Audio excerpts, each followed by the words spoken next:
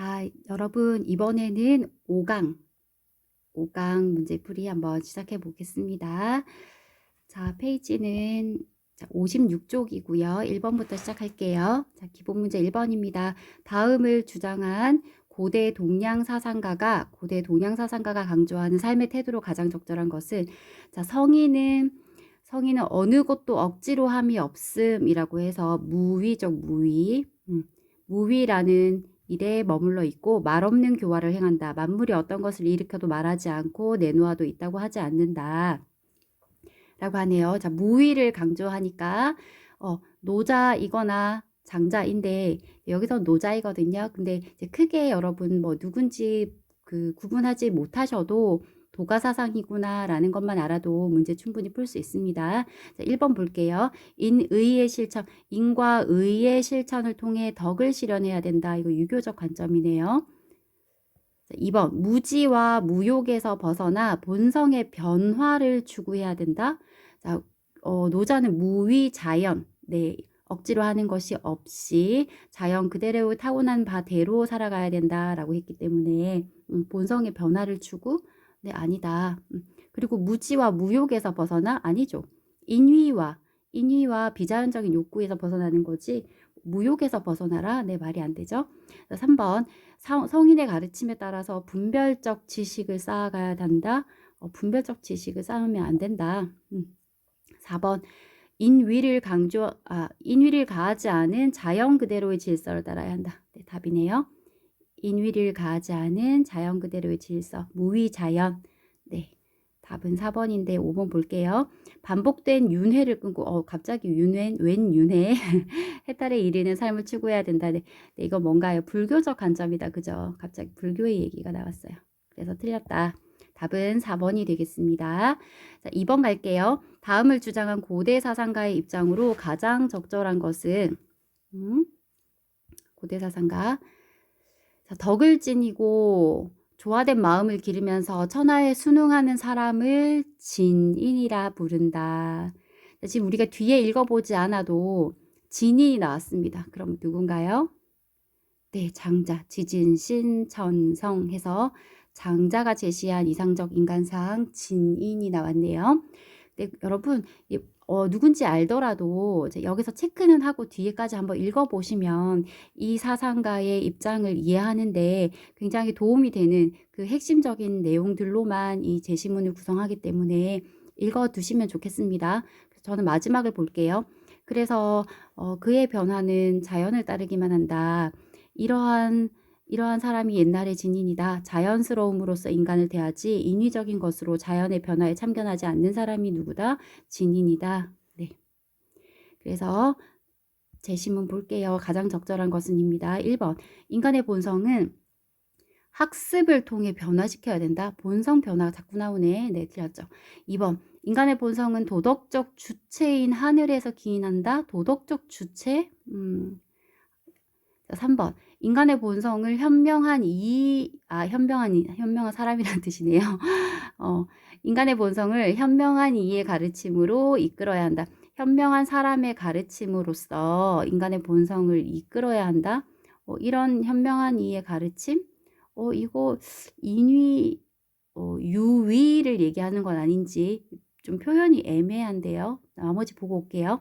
4번. 만물의 본성을 나왔다. 만물의 본성을 무위의 도로서 평등하게 인식. 이거 뭐라고 해요? 재물이라고 하죠. 도의 관점에서 만물을 평등하게 바라보는 것을 재물이라고 하는데 4번이네요. 답은 5번. 만물의 본성은 자귀를 통해서 위를 행하는 걸 자귀라고 해요. 우리가 작업할 때 작자거든요. 그래서 자귀를 통해야 자연스럽게 드러난다. 그렇지 않다. 무위를 통해서 자연스럽게 드러나는 것이다. 그럼 3번 다시 가시면 인간의 본성을 왠지 현명한 이의 가르침으로 이끌어야 한다. 맞는 것 같잖아요. 그치? 근데 이런 현명한이라는 것도 결국은 그 현명한 이의 가르침이라는 것도 유위라는 거죠. 그래서 여기서 끝나면 안 되고 4번까지 가보셨으면 3번을 확실하게 제낄 수 있었다. 자, 3번 갈게요.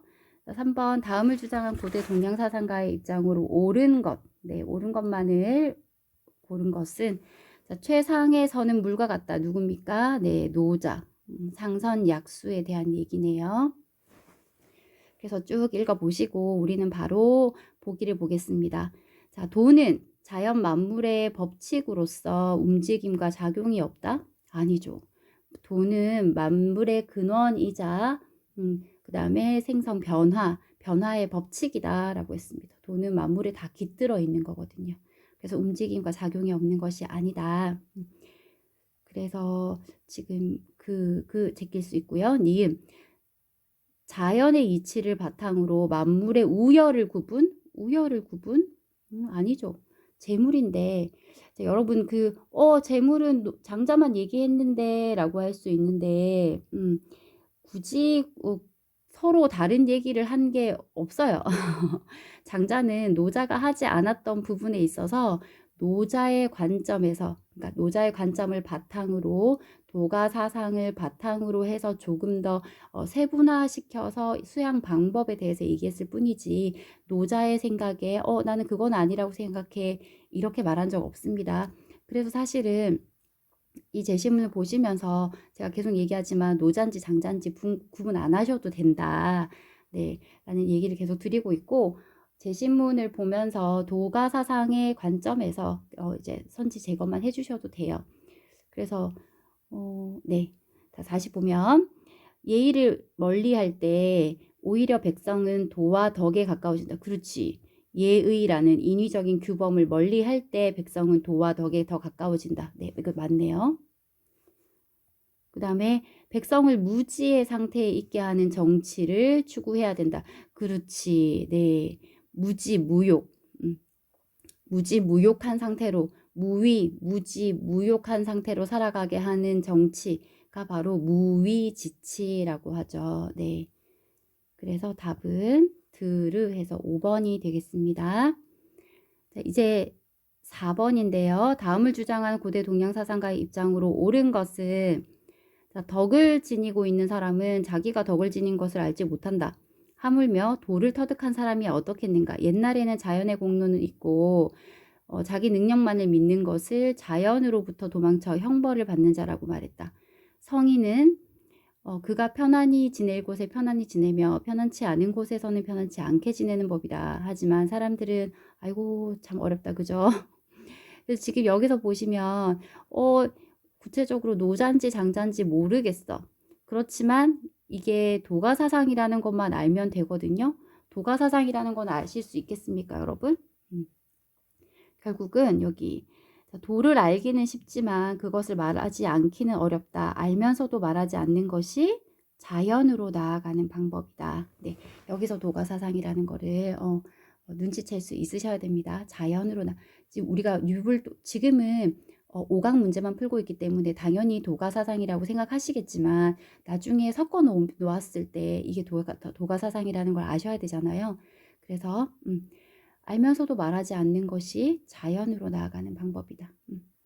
굳이 말할 필요가 없다는 거죠. 네. 그래서 도가사상 관점에서 1번 수양을 통해 절대적 자유의 경지에 이를 수 있다. 그렇죠. 심재와 자망의 수양을 통해 절대적 자유의 경지에 이를 수 있다. 그치? 소유의 경지. 맞는데 답이 벌써 나왔네요.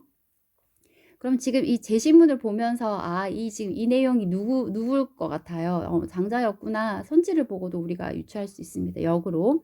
자, 2번. 지식을 말하고 표현할수록 자연의 도에 가까워진다? 아니다. 말하고 표현할수록 도에서 멀어진다는 거. 그래서 알면서도 말하지 않는 게 오히려 자연으로 나아가는 것이지 자꾸 말하고 표현할수록 도에서 멀어진다. 도가도, 비상도, 명가명, 비상명. 네, 이 말하고 똑같은 거죠.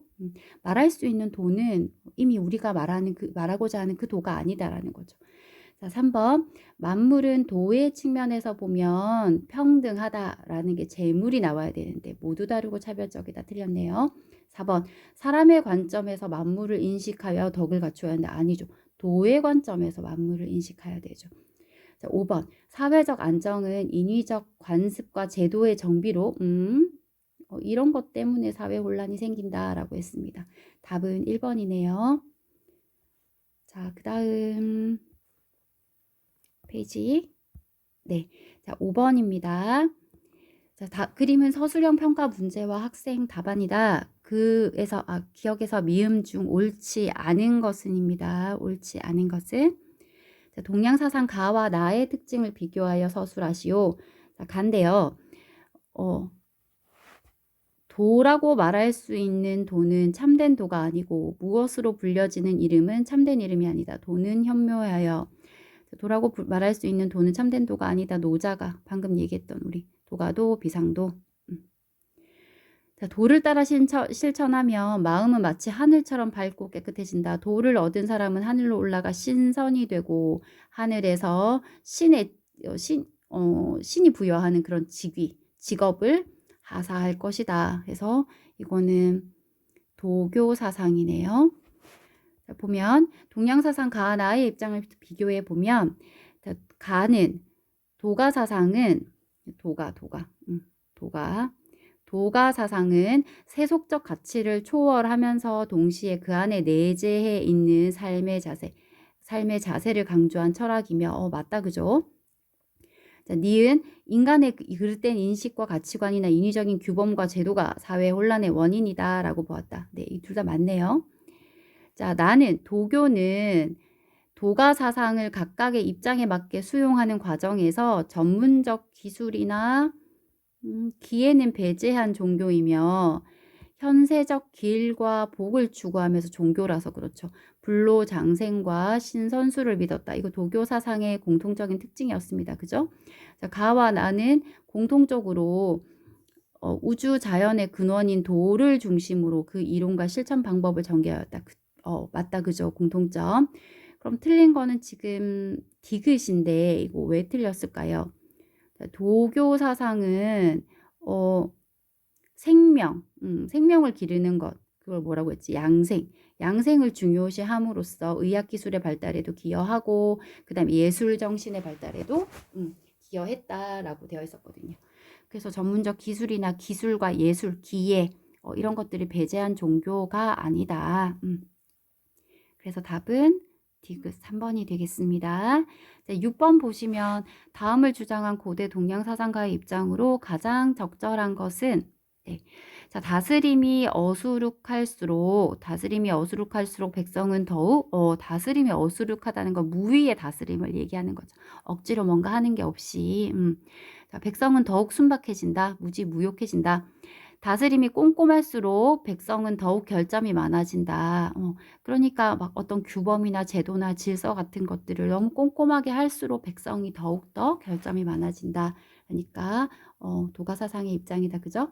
그래서 1번 보시면 나라를 다스리는 목표는 부국강병을 이루는 것이다. 나라를 다스리는 목표는 모든 만백성이 무위의 다스림을 통해서 자기 스스로 할 일을 하면서 자연의 본성 그대로 살아가게 하는 것. 도와 일치해서 그러니까 부국강병을 이루는 것이 아니다. 2번 무위의 다스림은 분별적 지혜를 버릴 때 가능하다. 2번이 답이네요. 3번 문명의 어떤 그 기술의 이로움 같은 거, 편리. 문명의 이기는 사람이 추구해야 할 가치? 아니다. 문명의 이기 이거 떠나야 된다고 했죠. 4번 사람의 경험과 상식이 도를 파악하는 근본이다. 경험과 상식이 도를 파악하는 근본? 아니다. 5번 사람이 만든 규범과 제도는 사회적 풍요의 기반이다. 그렇지 않다. 사회 혼란의 근원이다. 자, 답은 2번이 되겠습니다. 지금 기본 문제라서 굉장히 쉽죠, 여러분.